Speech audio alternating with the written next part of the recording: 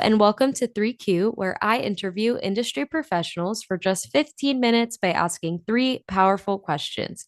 I'm your host, Rachel Vogel, and joining us for tonight's episode is Mike Caren, CEO and founder of APG, also known as Artist Partner and Artist Publishing Group. Mike is known for being a jack of all trades, working as a record producer, songwriter, music publisher, A&R, and music executive. He's written and produced numerous songs for artists like Beyoncé and Bruno Mars. And prior to the creation of APG, he served as the president of Worldwide A&R at Warner Music Group, executive vice president of A&R at Atlantic Records, and co-president of Elektra Records. So with all of that said, Mike, thanks so much for being here. Super excited to get started. How's it going?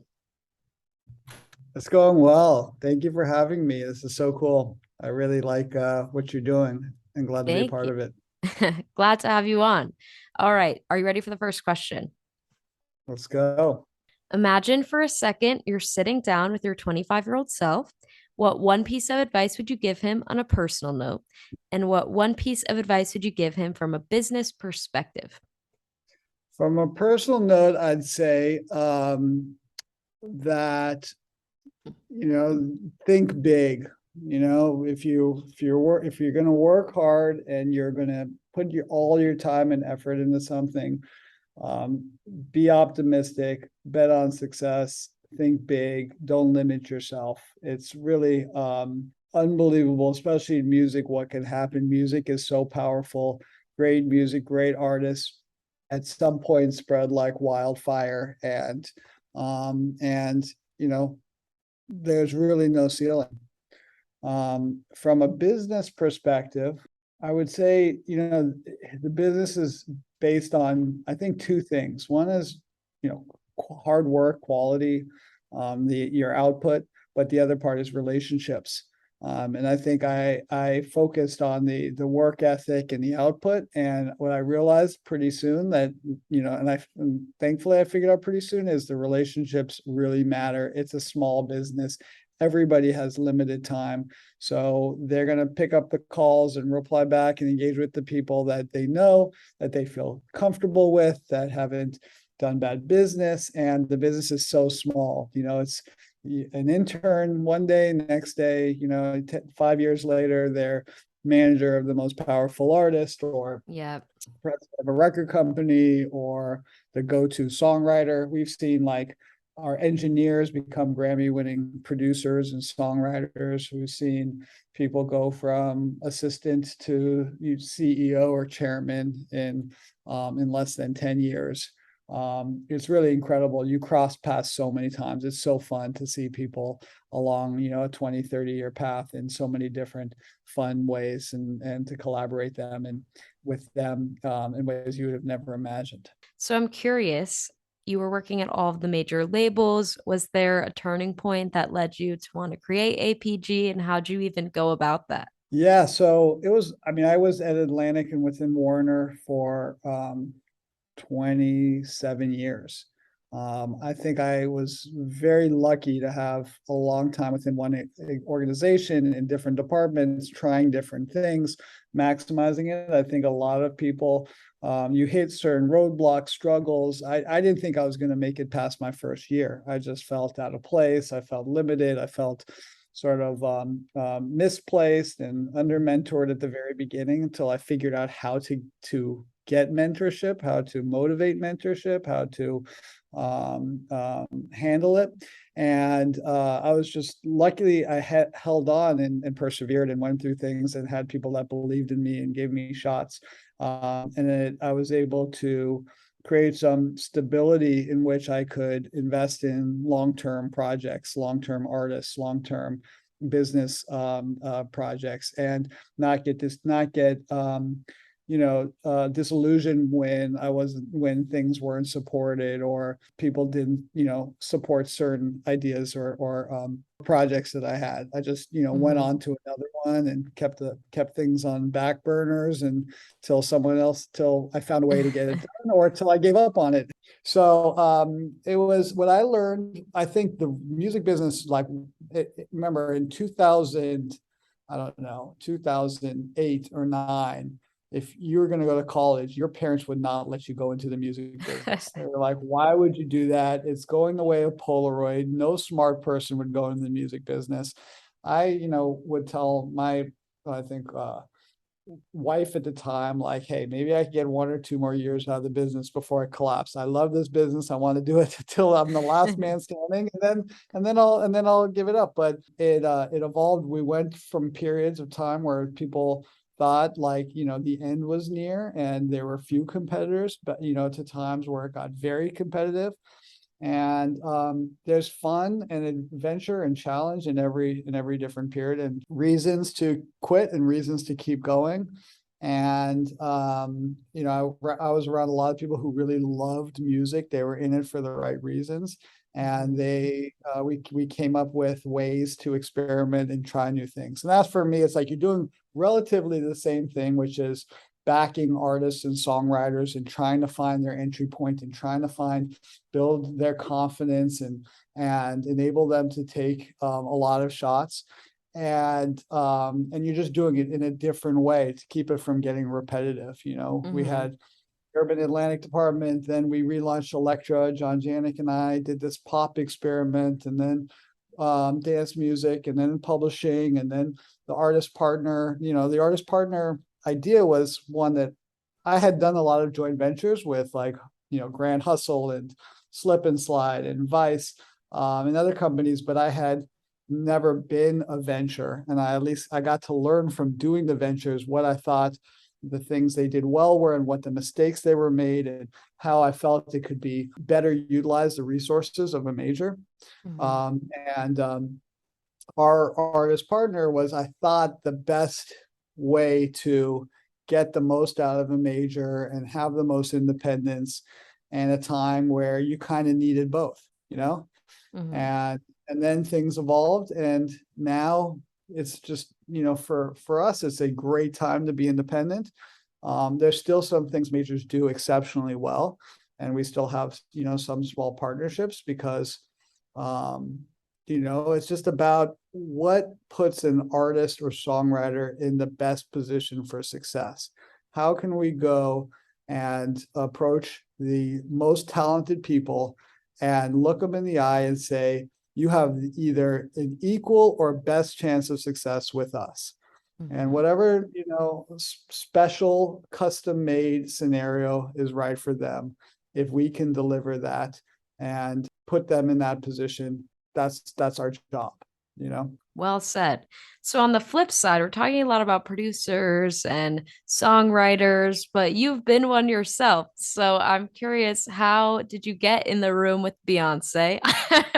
So, well, I was never in the room with Beyoncé. I met Beyoncé when she was like 15 or 16, when she played Wow. I was doing.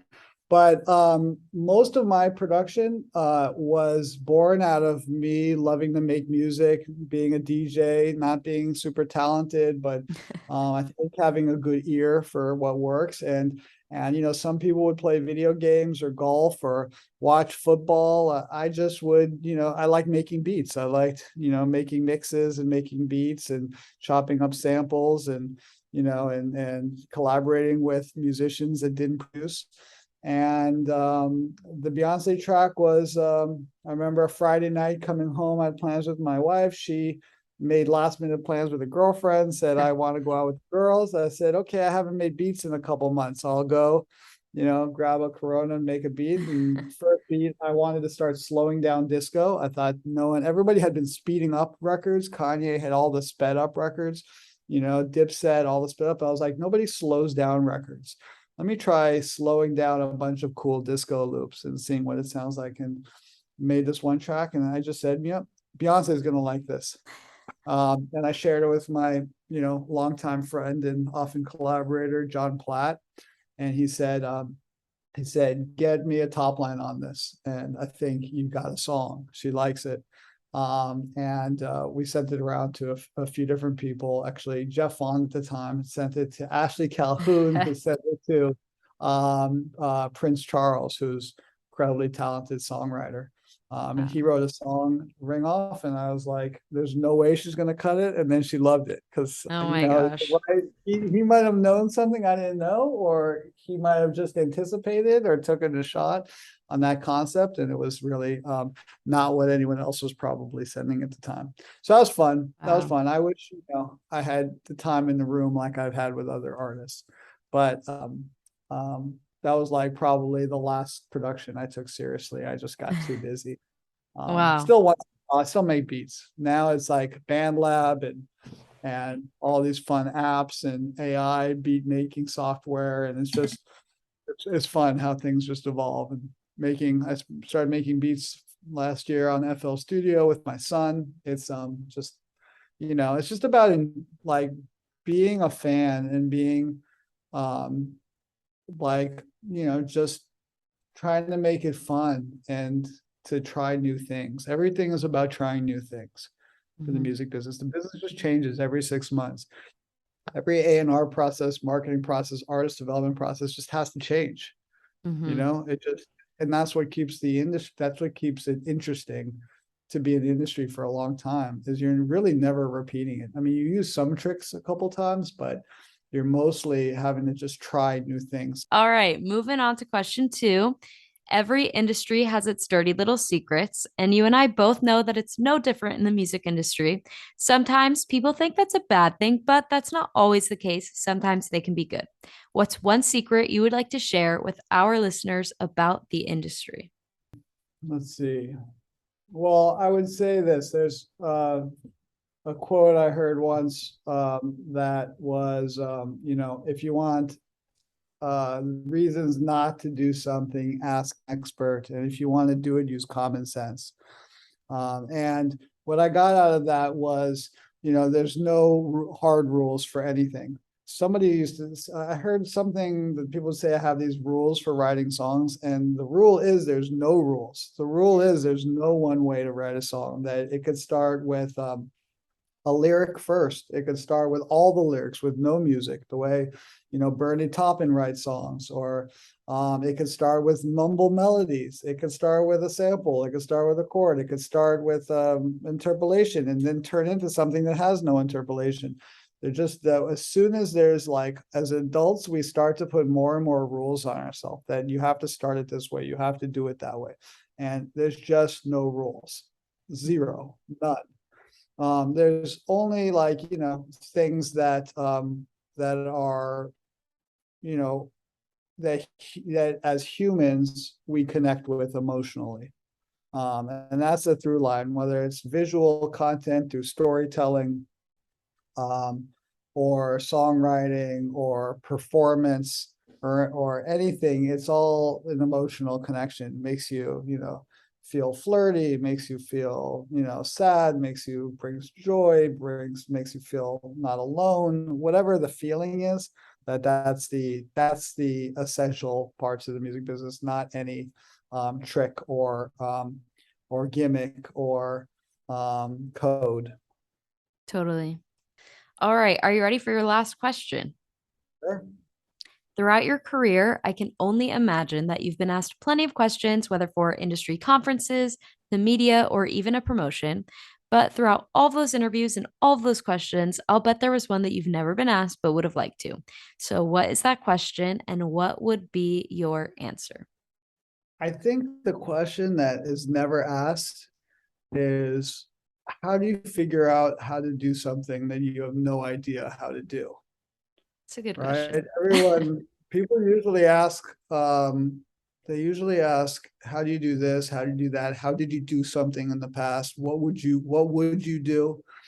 And what I find is every day we're trying to do something that's never been done, and you have to figure out how to do it. And sometimes you can call around asking other people if they've ever been through this situation and what would they do. A lot of times you just got to figure it out through a series of research and and trial and error. And a lot of information is out there. You know, we do a book club at APG and try to provide a lot of information. We have a lot of shared resources. We encourage people to share when they, you know, what the key things they bring away from a podcast or a conference or a reading or a YouTube, you know, clip or whatever it is, and to make everybody within the company more informed. And I think the process in solving problems, in approaching things you've never done, which, you know, artists constantly ask, to, you know, I want to do X, Y, and Z. And you're like, okay, I don't know this person. I don't know anyone who's done that. I have to figure it out. And some people get frozen. They're like, I don't know how to do that, and just get paralyzed and scared and intimidated by it. And then, you know, I just like that. I like it's a challenge. Okay, you know, I've never done this before. How can I, you know, where can I find the information? It all exists somewhere. Where in a YouTube video, what book, what expert, well, who can I cold call? You know, I'm not afraid to cold call people. I'm not afraid to cold email. I like Google and find the contact, and we'll DM them. We'll hit them on the Facebook page. We'll find a fax machine. We'll do whatever. We'll plug in our fax machine. We'll get to them. And I guess that's it. It's the how do you approach things that you've never done, because we're constantly have to figure out things we've never done before. Yeah, And you have to embrace it. Yeah. that's so true. Well, I hope that now you're going to add this podcast to your book club. Yeah, for sure. Definitely. Awesome. Well, Mike, it has been so great having you on tonight. I appreciate you taking the time to chat with me. To all of my listeners, I know you enjoyed hearing from Mike just as much as I enjoyed speaking with him. So stay tuned for next week's episode of 3Q, where I interview industry professionals for just 15 minutes by asking 3 powerful questions. See you next time.